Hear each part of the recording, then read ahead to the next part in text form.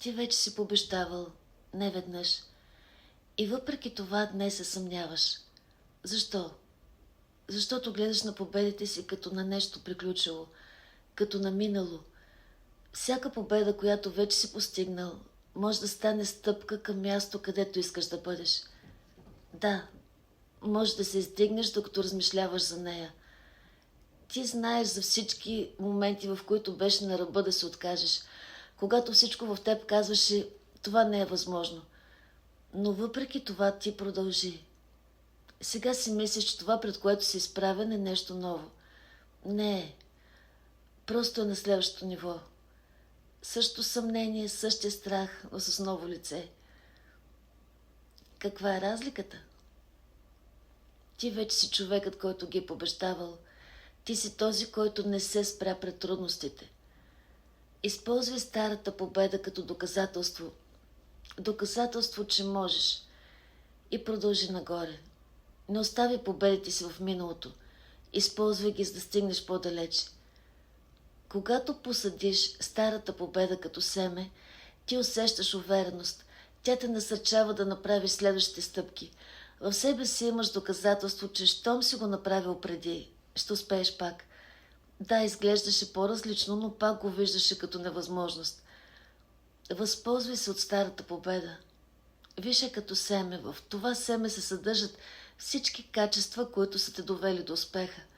Виж потенциала, който носи.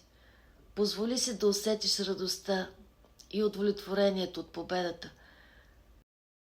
Разкажи за тази победа на приятел, на близък човек или дори пред себе си на глас. Когато я изговаряш, тя оживява сякаш днес се е случила. Утвърждава желанието ти да продължиш към следващи цели и ти дава увереност, че ще успееш. Това не е просто спомен. Това е вдъхновение, което можеш да използваш. Когато преживееш удовлетворението на старата победа, помисли за новата цел.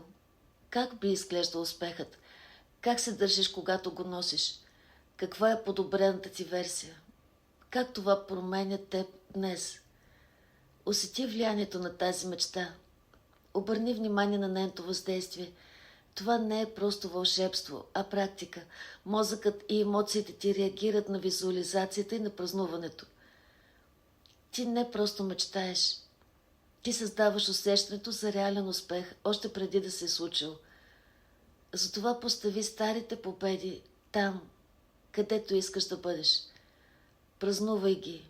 Мечтай голямо и продължавай да растеш. Всяка стъпка, която правиш в тази посока, е пътят, по който пренасеш старата победа към новите си върхове. Сподели в коментарите една стара победа, която ще поставиш като семе за новата си цел. Абонирай се за канала за още вдъхновение и нека заедно да следваме нашите успехи, да растем и да превръщаме мечтите си в реалност.